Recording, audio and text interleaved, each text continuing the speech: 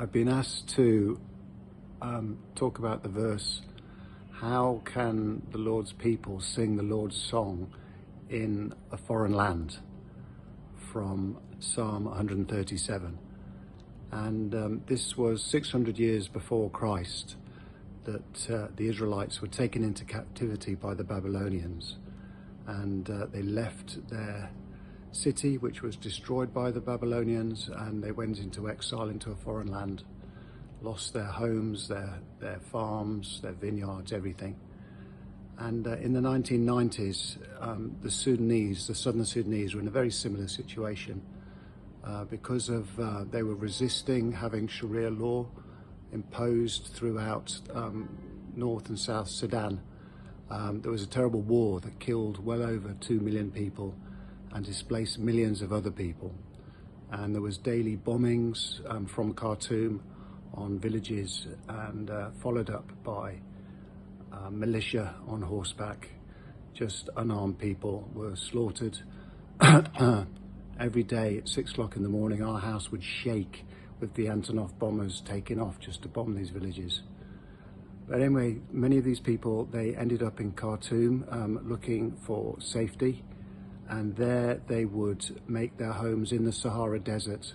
They come from savanna land and farmland where it was rain-fed and green, and they could graze their cattle and grow crops.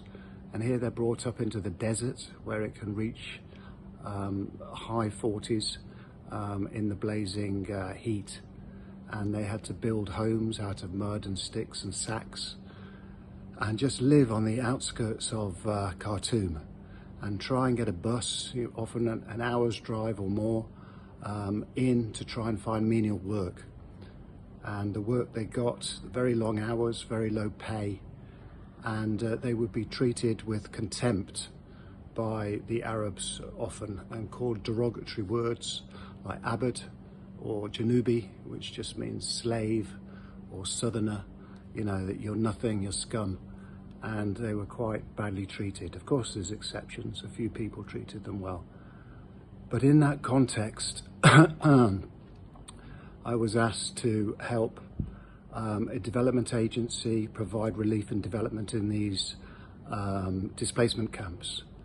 And it was interesting, of course, food and water are the most basic needs, but the great felt need was for education for the children. And people wanted their children to have a better hope than they had. And they didn't want their children to become Muslims. That was just very strong. They felt they'd suffered so much from the Muslims, and they didn't want their children to be lost in that way. So we ended up organising a teacher training for 6 weeks. It was a bit of an experiment with 40 of these teachers from the displacement camps. And by God's providence, we found 5 people who'd been trained in Kenya. These were like Sudanese teachers being trained as teachers to make training of trainers. And they were wonderful people. But just before the course started, Andrew, very gentle, humble guy, he was taken by security, and just one night of interrogation, he died. But after that, security left us alone, and another member called Gloria had a fantastic gift for leading people in praise.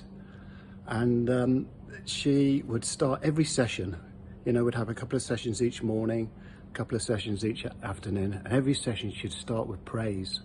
And she would give a stanza, and then the congregation or the teachers would reply. Often they repeat what she says. And this would just go backwards and forwards and get higher and higher. And it would often end up in a crescendo of praise. And this was so empowering for all of us. Many of these people were very broken, living broken lives in broken situations with broken families, physically in great difficulty, mentally and psychologically in great difficulty. But what we saw in the high praise, in the middle of Khartoum, we saw the presence of God. Well, we sensed the presence of God in our midst. And people sometimes in the middle of the praise would start to cry or to weep. And some would then cry out to the Lord and sob and start to confess their sin. And one by one, people started to come up to the front and ask, can we confess our sin? We just feel burdened to share what we've done.